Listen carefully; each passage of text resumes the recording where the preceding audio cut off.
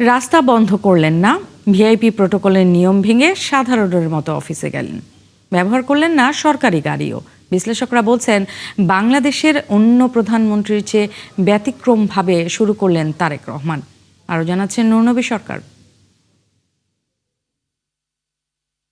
রাস্তা বন্ধ না করে সাধারণের মতো প্রথম কর্মদিবসে সচিবালয়ে গেলেন প্রধানমন্ত্রী তারেক রহমান। ব্যবহার করলেন না সরকারি গাড়ি। এমন ব্যতিক্রমী শুরু নিয়ে সামাজিক মাধ্যমে ইতিবাচক আলোচনা চলছে। ব্যক্তিগত গাড়িতে চলাচল করার প্রোটোকল না নেওয়া বা আপনার প্রধানমন্ত্রী যখন রাস্তায় যাবেন জ্যাম তৈরি না করা, এটা সদিচ্ছার একটা প্রতিফলন, এ ব্যাপারে কোনো সন্দেহ নাই। বাস্তবায়নযোগ্য কিনা, এটা কি উনি করে উঠতে পারবেন কিনা শেষ পর্যন্ত এটা আমি নিশ্চিত না। প্রধানমন্ত্রী তো তার প্রত্যেকটা মিনিট আপনার গুরুত্বপূর্ণ। বাংলাদেশে এই প্রথম বার্জার 1 কোটি মলসেন, 1 কোটে পারফেকশন।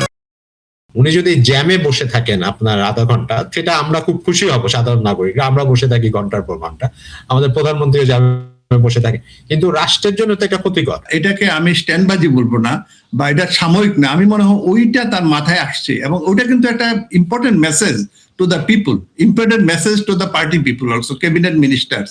প্রধানমন্ত্রীর পোশাক ও হাঁটাচলায়ও সাধারণের ছাপ স্পষ্ট, বলছেন বিশ্লেষকরা। তারা বলছেন, বিদেশের জীবনের ইতিবাচক প্রভাব দেখা যাচ্ছে তার জীবনযাপনে, এবং সেটা ওনার আমি আচরণে দেখতে পাচ্ছি। ওনার ড্রেস আপে দেখা যাচ্ছে, একটা সাধারণ ড্রেস আপের মধ্যে উনি আছেন। কথাবার্তায় উনি খুবই একটা সাধারণ মানুষের কাছাকাছি যাওয়ার চেষ্টা করছেন।